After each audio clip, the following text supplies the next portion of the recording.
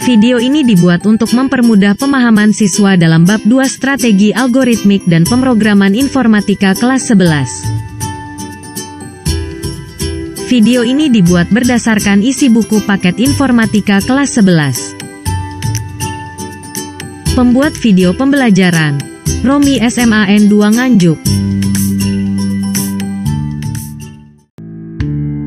Tujuan pembelajaran setelah mempelajari bab ini, kalian diharapkan mampu menganalisis beberapa strategi algoritmik secara kritis untuk menyelesaikan suatu permasalahan dengan memberikan justifikasi efisiensi. Setelah itu, kalian akan menerapkan strategi algoritmik tersebut ke dalam suatu program yang lebih kompleks dari program yang telah kalian kerjakan sewaktu kelas 10. Kalian akan belajar bergotong royong dalam mengembangkan dan menguji program tersebut untuk menyelesaikan problem yang berkaitan dengan mata pelajaran lain yang telah kalian pelajari. Pernahkah kalian berpikir bagaimana program yang kita gunakan dalam kehidupan sehari-hari dikembangkan? Bagaimana para pemrogram menghasilkan program yang sangat kompleks yang kalian gunakan di kehidupan sehari-hari? Bagaimana program tersebut dirancang dan diimplementasikan hingga dapat melayani ribuan hingga jutaan pengguna dengan efisien sehingga program tetap terasa nyaman saat digunakan? Dalam kehidupan ini, kalian pastilah telah menggunakan berbagai program untuk mempermudah aktivitas di berbagai bidang, seperti komunikasi, kesehatan, sosial, transportasi, hingga kebutuhan pokok sehari-hari. Akan tetapi, program yang bermanfaat tidak sekedar dapat dijalankan, namun bagaimana program tersebut dapat berfungsi dengan benar dan efisien sehingga dapat digunakan oleh manusia dengan nyaman. Untuk menghasilkan program demikian, diperlukan suatu kemampuan menyusun strategi algoritmik dan pemrograman. Proses pemrograman pada buku Informatika SMA kelas 10, kalian telah mempelajari proses menulis kode program atau yang kita sebut sebagai coding. Pada kelas 11, kalian akan mempelajari kegiatan yang lebih kompleks dari coding yang kita sebut sebagai pemrograman. Pemrograman menurut buku Oxford Dictionary of Computer Science adalah seluruh aktivitas teknis yang dilakukan untuk menghasilkan suatu program, termasuk analisis kebutuhan dan seluruh langkah desain dan implementasi suatu program. Program dapat menjadi solusi dari suatu permasalahan. Untuk menghasilkan program yang benar dan dapat membantu manusia dalam melakukan tugasnya, ada 4 langkah yang dilakukan pada saat melakukan pemrograman, yaitu 1. Menganalisis permasalahan. Analyzing. Pemrogram menganalisis suatu kebutuhan atau keadaan saat ini untuk menghasilkan definisi permasalahan yang perlu diselesaikan dengan program. Permasalahan yang dianalisis bisa berupa masalah yang baru atau penyempurnaan dari solusi yang sudah ada. Kemampuan berpikir komputasional digunakan untuk mencari abstraksi dari permasalahan yang akan diselesaikan. Permasalahan yang kompleks dapat didekomposisi ke beberapa masalah yang lebih kecil, namun saling berkaitan. Hingga akhirnya, pemrogram akan mengenali pola permasalahan tersebut sebagai sebuah variasi dari problem generik. Tahap ini menghasilkan pernyataan masalah, problem statement, yang menjelaskan masukan, input, keluaran, output, serta batasan-batasan, constraint, dari program yang akan dibuat. 2. Mendesain solusi, problem solving.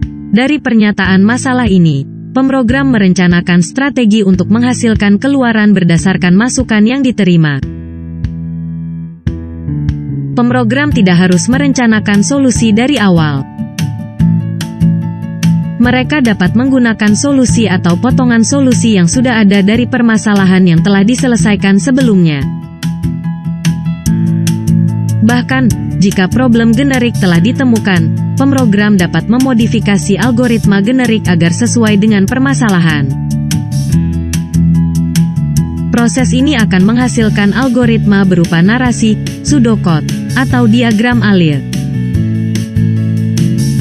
Pada tahap ini, pemrogram juga akan mengevaluasi algoritma yang dibuat untuk memenuhi batasan dari permasalahan. Misalnya, apakah program dapat bekerja dengan cepat, kurang dari 1 detik, saat diberikan masukan yang berukuran besar, karena menunggu membuat pengguna tidak nyaman.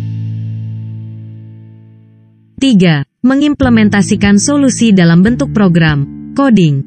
Pada tahap ini, pemrogram akan menulis kode program untuk menjalankan solusi yang telah direncanakan sebelumnya dengan menggunakan suatu bahasa pemrograman.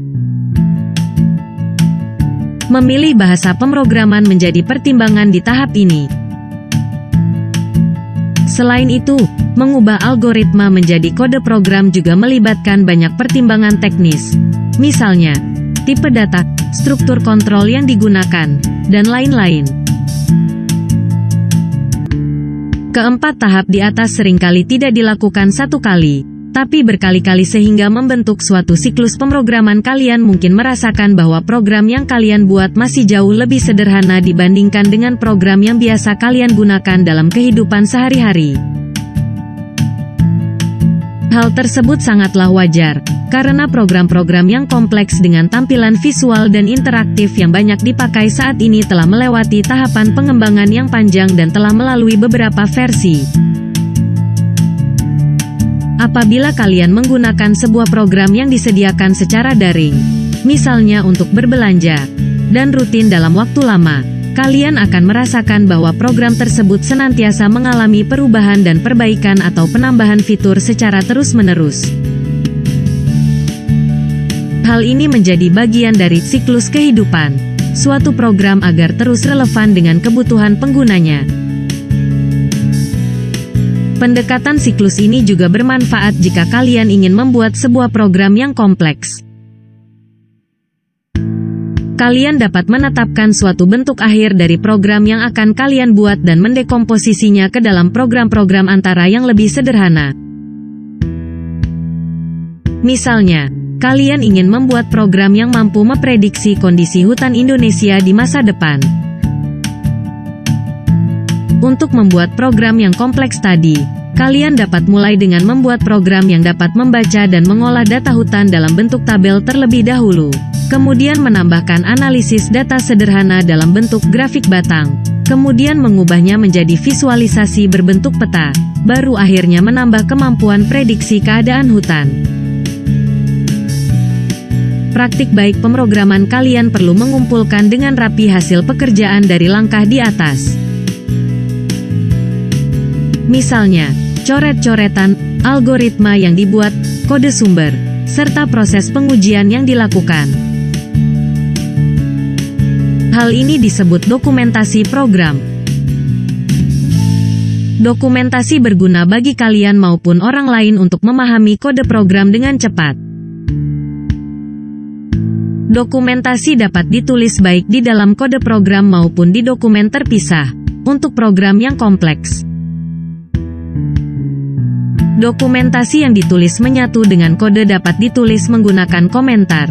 Namun komentar tidak perlu menjelaskan setiap baris kode, cukup menjelaskan abstraksi ide dari kode. Ingatlah bahwa kode program yang ditulis dengan baik sudah pasti akan mudah dipahami.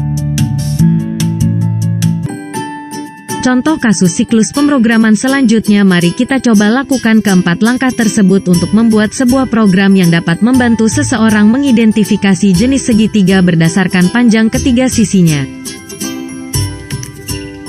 Seperti kita ketahui, ada beberapa jenis segitiga berdasarkan kondisi panjang masing-masing sisinya, misalnya segitiga sama sisi, segitiga sama kaki, ataupun segitiga sembarang. Bayangkan sebuah program yang dapat menentukan apakah sebuah segitiga termasuk segitiga sama kaki, sama sisi, atau bukan keduanya, jika diberikan data berupa ketiga panjang sisi-sisi dari segitiga yang dimaksud. Misalnya jika diberikan masukan berupa panjang sisi-sisi 2, 2, dan 3, maka program tersebut tentunya harus menghasilkan keluaran segitiga sama kaki. 1. Mendefinisikan permasalahan. Deskripsi di atas sangat abstrak dan luas. Oleh karena itu, sebagai pemrogram kita perlu mendefinisikan ruang lingkup dari permasalahan yang diberikan. Pada pengembangan perangkat lunak, ruang lingkup tersebut disebut sebagai kebutuhan, requirement. Definisi ini perlu dibuat dengan baik karena pengecekan kebenaran program yang kita buat akan bergantung pada definisi permasalahan yang telah dibuat.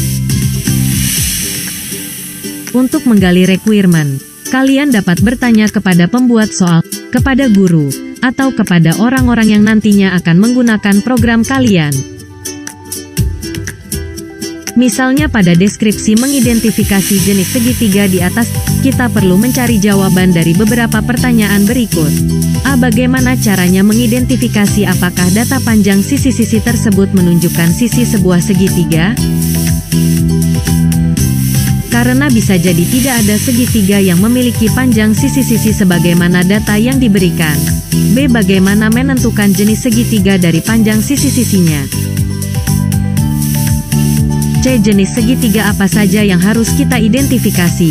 Misalnya, apakah kita harus bisa mengidentifikasi segitiga siku-siku?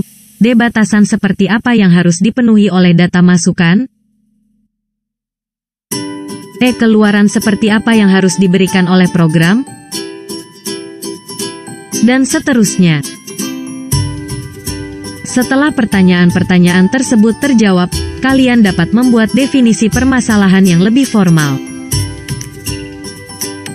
Contoh berikut dapat menjadi salah satu cara untuk mendefinisikan permasalahan ini setelah kalian mendapatkan jawaban dari pertanyaan-pertanyaan di atas.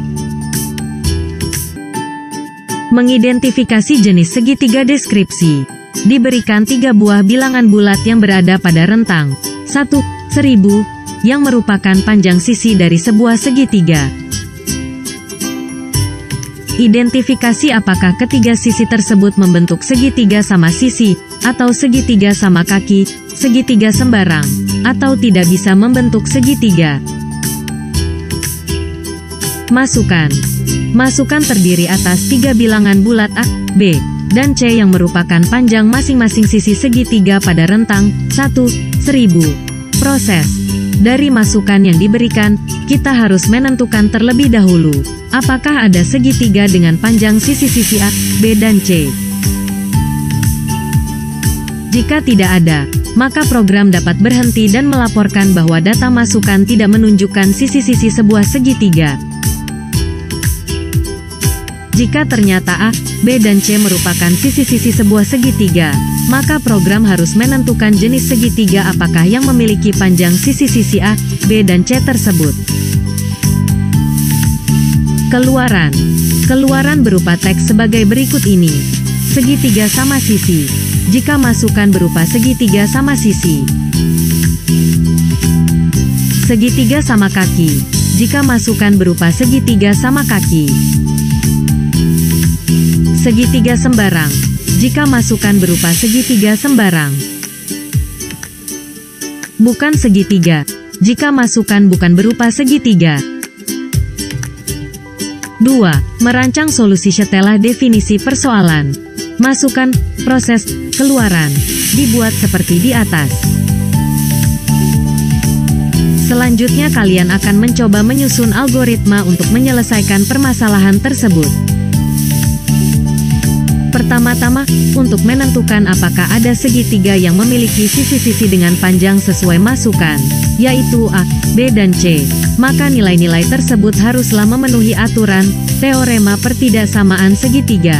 Berikut, untuk semua segitiga dengan panjang A, B dan C, maka haruslah berlaku A plus B lebih besar dari C. Jika kita terjemahkan teorema di atas untuk sebarang masukan A, B, dan C, kita harus memeriksa 3 buah kondisi berikut. A plus B lebih besar dari C, A plus C lebih besar dari B, B plus C lebih besar dari A. Ketiga kondisi tersebut harus terpenuhi, agar A, B dan C dapat membentuk segitiga. Dengan kata lain, jika setidaknya salah satu kondisi tersebut tidak dipenuhi, maka ketiga sisi tersebut tidak bisa membentuk segitiga. Jika hal ini terjadi, program dapat melaporkan hasil ini dan kemudian langsung berhenti. Jika tidak, berarti A, B dan C memang benar merupakan sisi-sisi sebuah segitiga, dan program dapat mengidentifikasi jenis segitiga yang sesuai. Selanjutnya, untuk mengidentifikasi jenis segitiga, kita dapat merancang aturan-aturan sebagai berikut. Jika tiga panjang sisi sama, maka segitiga tersebut adalah sama sisi. Jika hanya dua panjang sisi sama, maka segitiga tersebut sama kaki. Jika ketiga panjang sisi berbeda, maka segitiga tersebut adalah segitiga sembarang. 3. Mengimplementasikan solusi dalam bentuk program. Coding. Selanjutnya, kalian dapat mengimplementasikan algoritma tersebut ke dalam suatu program komputer. Misalnya, kita dapat mencoba implementasikan dalam bahasa pemrograman C.